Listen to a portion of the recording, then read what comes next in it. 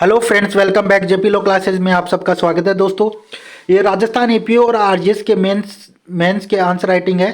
ठीक है, ये इक्वली इंपॉर्टेंट है आरजीएस के लिए और राजस्थान एपीओ के लिए। ठीक है, आप सब्जेक्ट था प्रोबेशन ऑफेंडर एक्ट का।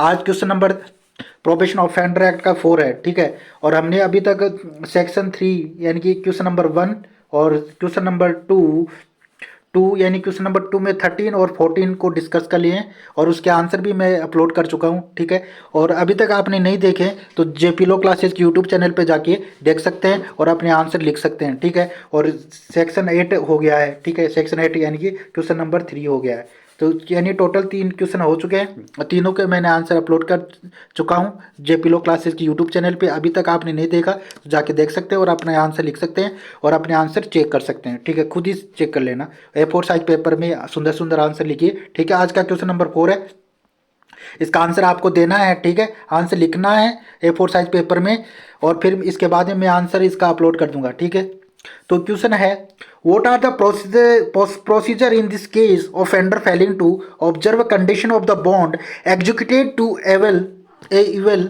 To benefit under the section 4 of probation offender act 1950 act. ठीक है, जब प्रोबेशन ऑफेंडर एक्ट यानी धारा 4 के अंदर जो आदेश पारित कर यानी बॉन्ड का जो आदेश है वो पारित करने के बाद में तो प्रोसीजर जो प्रक्रिया है ऑफेंडर यानी failing to observe condition, observe वो कंडीशन जो फेल कर देता है उसके बारे में प्रोविजन है, उसके बारे में आपको लिखना है। वो प्रोविजन लिखना है कौन सी सेक्शन के अंदर दे रखा है वो सेक्शन लिखना है और नीचे उसका प्रोसीजर लिखना है। क्या क्या क्या क्या प्रक्रिया है, अगर ऑफेंडर फेल कर जाता है तो उसमें क्या क्या प्रक्रिया लगी, क्या क्या प्रोसेस है।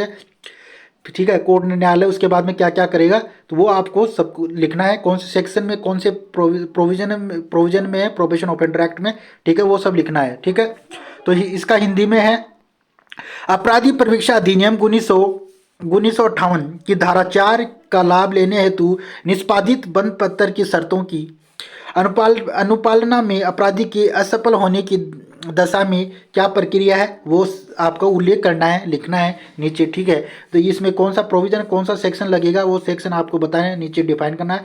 उत्तर लिखिए, है ना, हिंदी के अंदर। और नीचे आपको ये दे रखा है, ये मतलब लाइन दे रखी है, इस लाइन में आपको आंसर लिखना है। ठीक है, ये सारे A4 साइज का पेज है, इसको या तो आप प्रिंट आउट निकाल के लिख सकते हो अपने आंसर, या वैसे A4 साइज पेपर में अपने आंसर लिख सकते हैं। ठीक है, जब भी आपको टाइम मिले तो इसका प्रिंट आउट निकाल लेना और आंसर लिख लेना। और अभी क्या करें, A4 साइज में इस क्वेश्चन का आंसर लिखें। ठीक है, इसके बाद में मैं आंसर अपलोड कर दूंगा, वो आप देख सकते हैं और इस सीरीज का बेनिफिट आप उठा सकते हैं। ठीक है, ये दोनों के लिए राजस्थान एपीओ और मेंस और राजस्थान आरजीएस के लिए दोनों के लिए इक्वली इंपॉर्टेंट है। अपने आंसर आप लिख के और खुद चेक कर सकते हैं या मुझे बाद में सेंड भी कर सकते हैं, मैं इसका अलग से ग्रुप बनाऊंगा बाद में।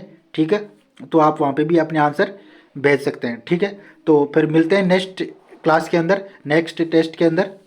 ठीक है, और अगर जाते जाते एक बार इस सेशन को लाइक कर देना, शेयर कर देना। ठीक है, और एक बार चैनल को सब्सक्राइब कर लेना जिससे कि इस क्लास का नोटिफिकेशन आपको मिल सके टाइम पे। ठीक है, तो एक बार सेशन को लाइक कर देना, शेयर कर देना और सब्सक्राइब कर लेना चैनल को।